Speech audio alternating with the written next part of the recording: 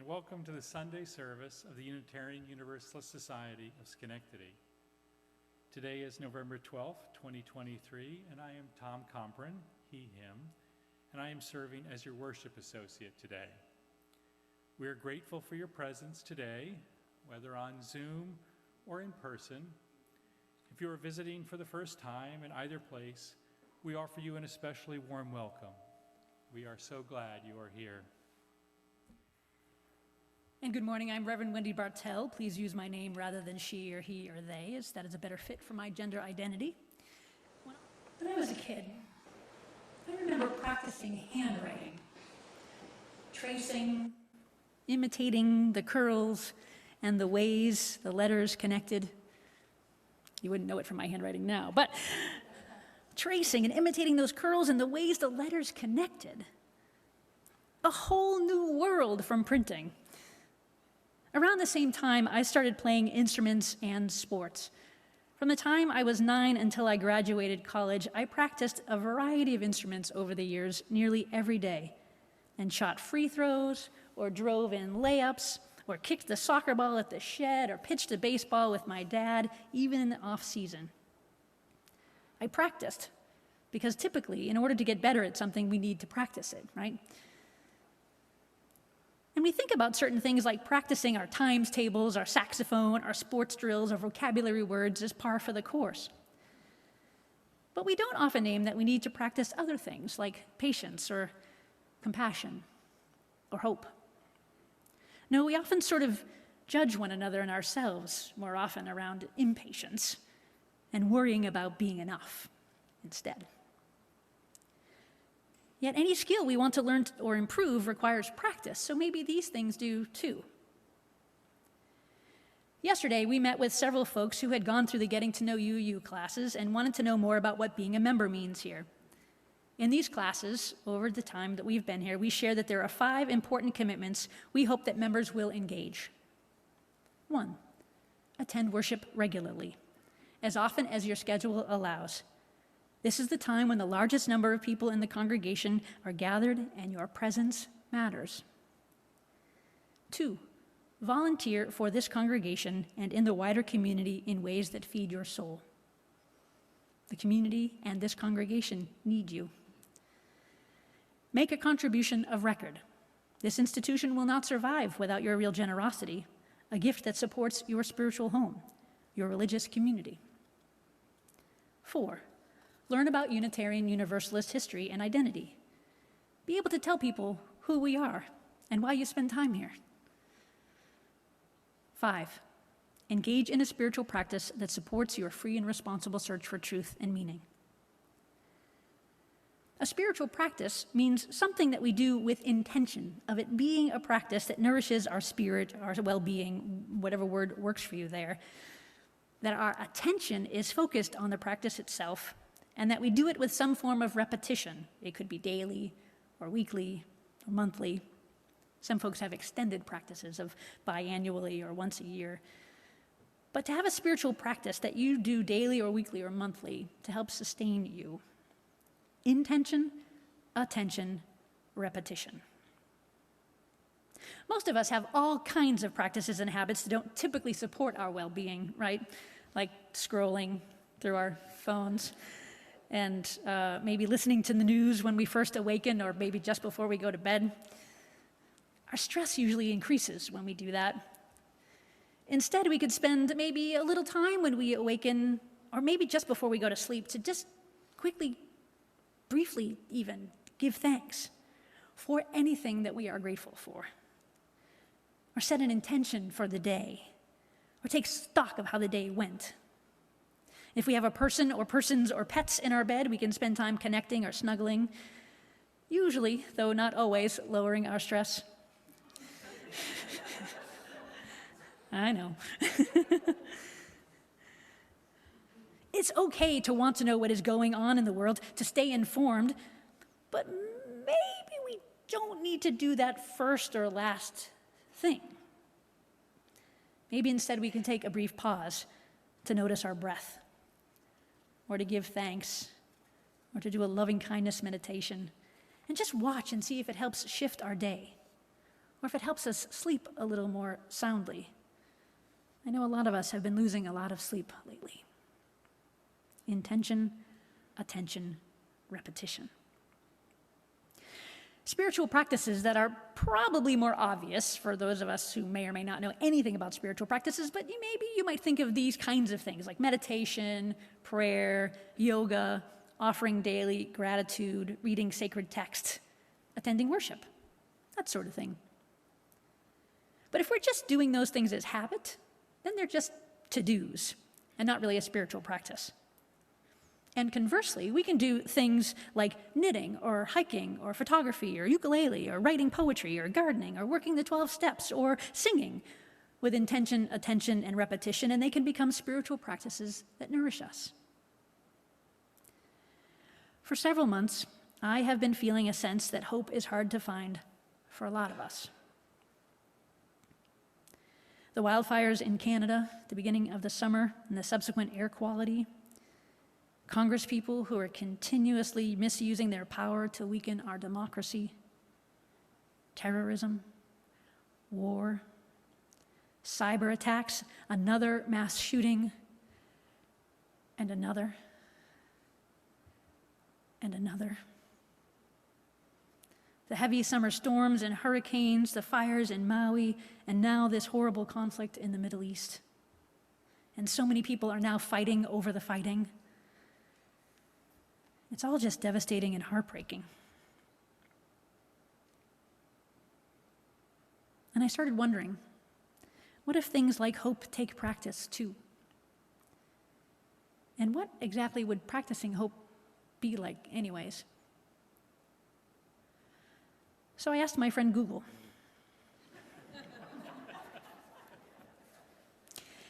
And found a really cool person named Makeda Pennycook.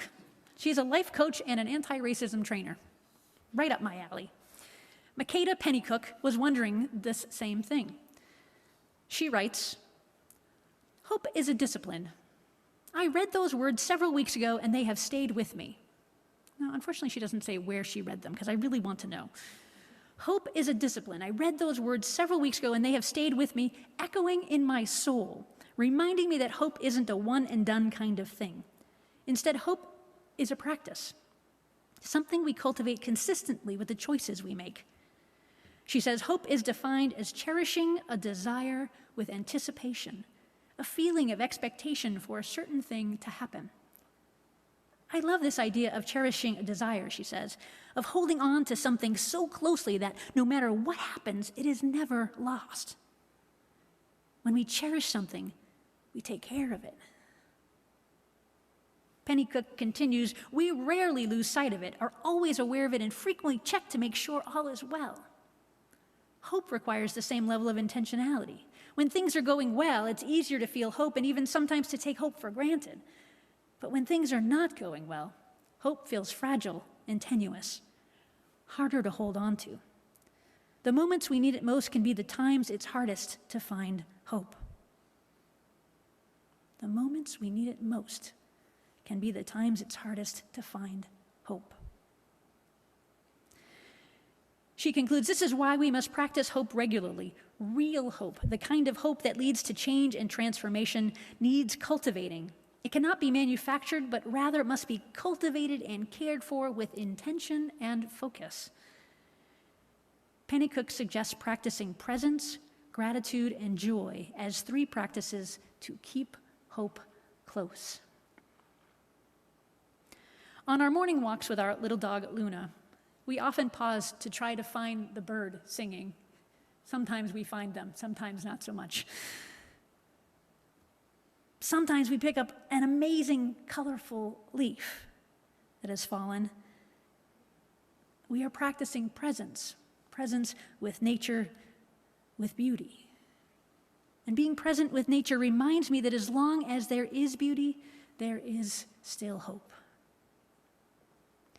One of our spiritual practices is after breakfast on most mornings.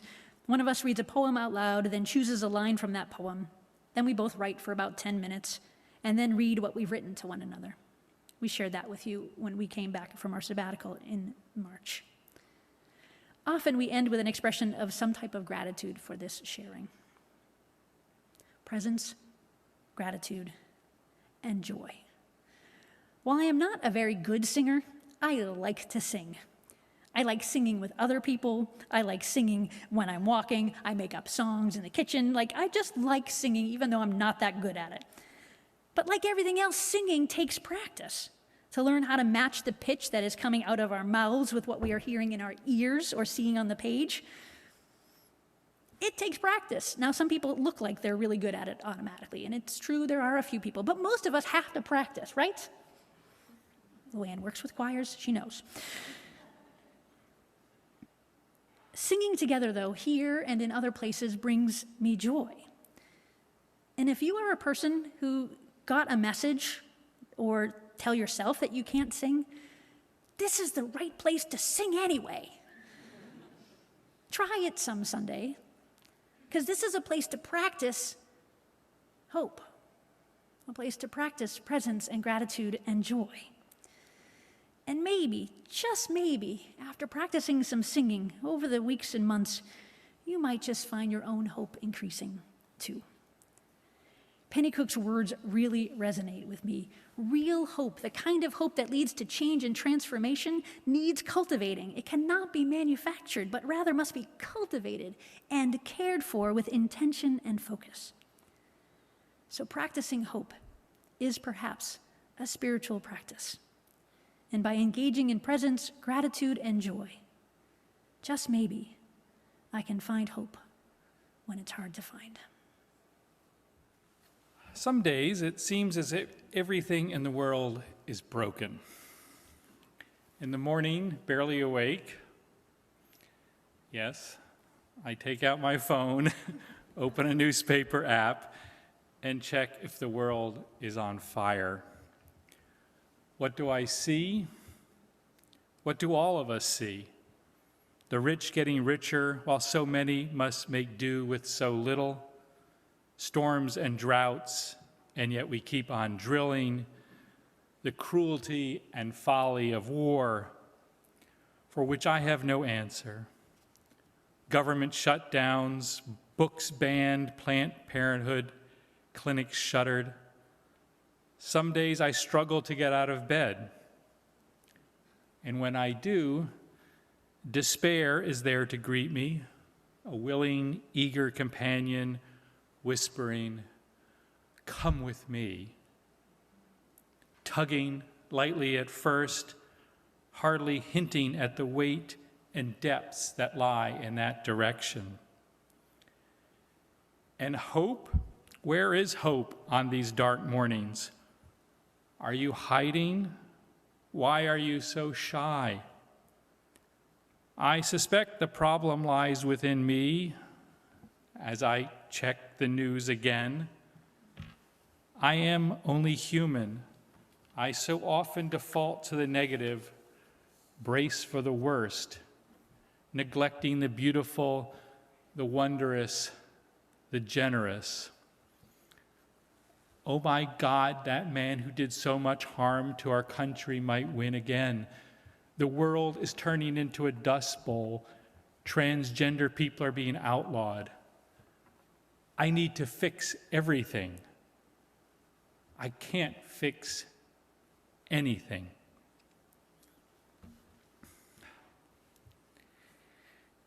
If I can stop one heart from breaking, Emily Dickinson wrote, if I can stop one heart from breaking, I shall not live in vain.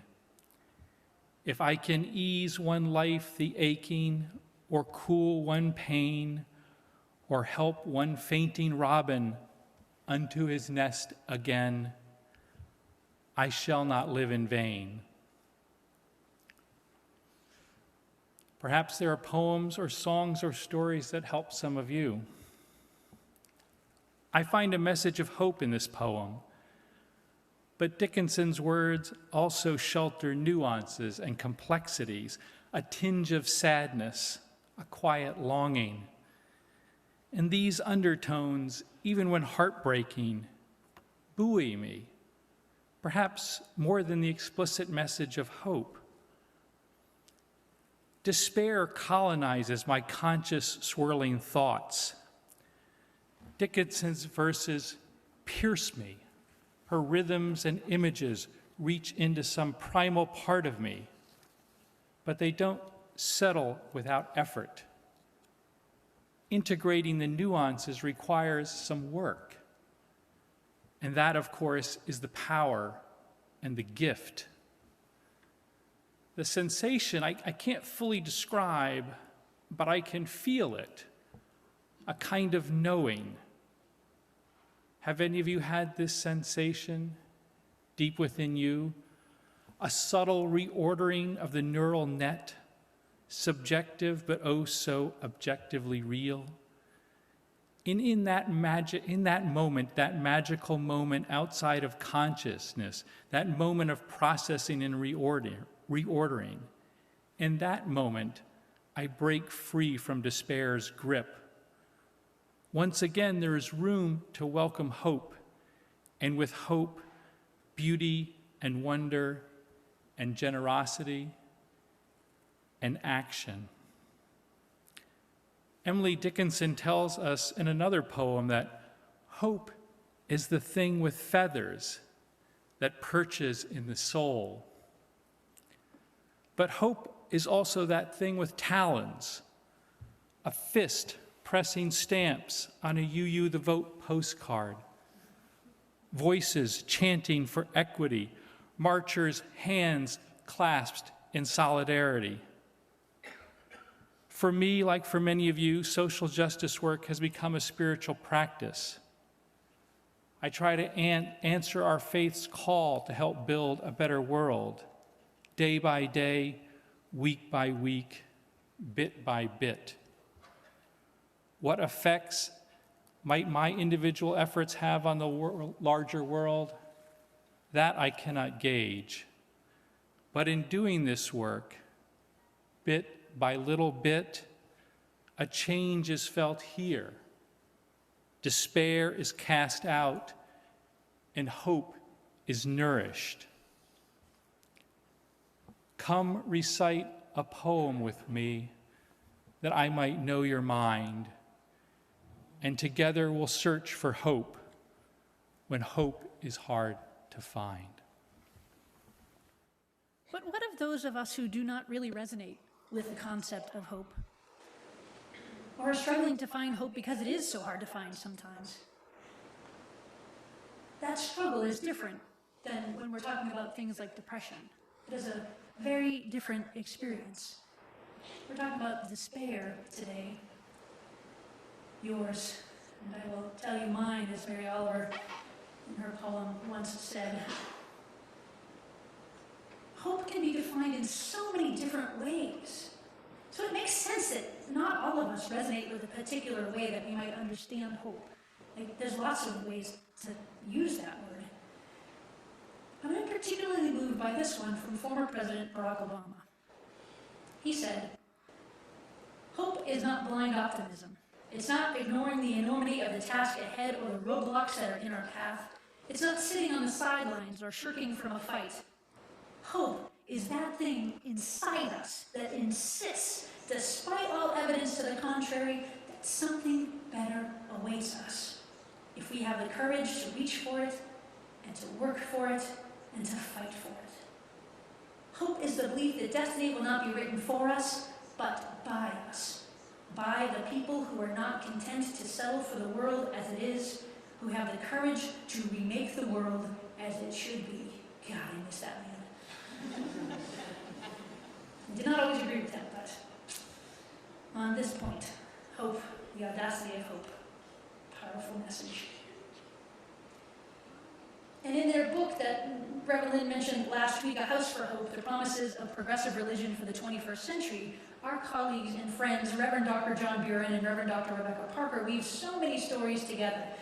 Stories of those who have written history, who have had the courage in small and large ways to remake the world as it perhaps should be. In an essay towards the end, Reverend Buren shared the story of Patrick Thomas Aquinas O'Neill. I just love that name.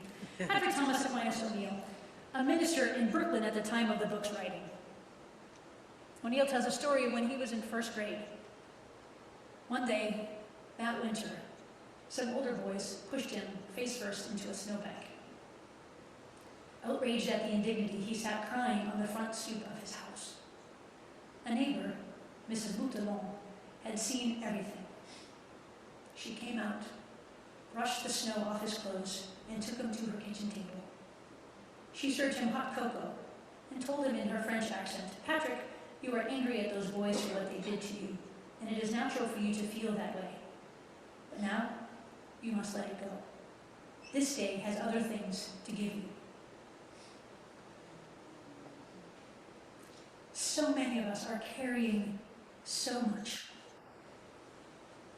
And when the world is too much with me, too much for me, I tend to turn inward, to withdraw, to regroup. And hope can be hard to find. That message for Mrs. Boutelon is good. It's natural to feel whatever I'm feeling, whatever you're feeling. But at some point, I need to let it go. This day has other things to give me, to give you, to give us all. Now, the last part of this story is perhaps an even more powerful reminder when despair has taken up residence in our hearts, in our minds. Buren wrote, "Patrick never forgot what she said. Years later, after both Mrs. Boutelon and her husband had died, he told his mother about it.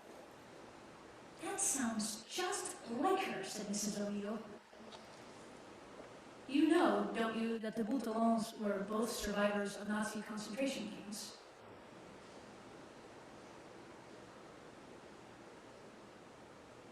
He did not. We rise, humbly hearted, rise, won't be divided, rise, with spirit to guide us, rise, in hope, in prayer, we find ourselves here, in hope, in prayer, we're right here, in hope, in prayer, we find ourselves here, in hope, in prayer, we're right here, and we rise, all of the children rise,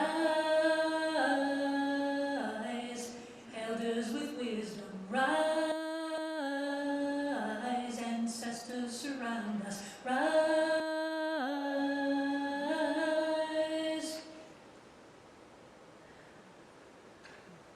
That song, We Rise, is an excerpt from Bartel. When hope is hard to find, may we pause for beauty. Notice our breath. Read or write poetry. Read or tell a story. Sing or listen to music. Do some small thing. Connect with the knowing within you. Feel your feelings, and at some point, open to what else the day has to give you. We must sing no ordinary song. Let this song, our greatest hopes, contain. May we make it so. Salam, Shalom, Ashe, Aho, Namaste, Amen, and blessed be.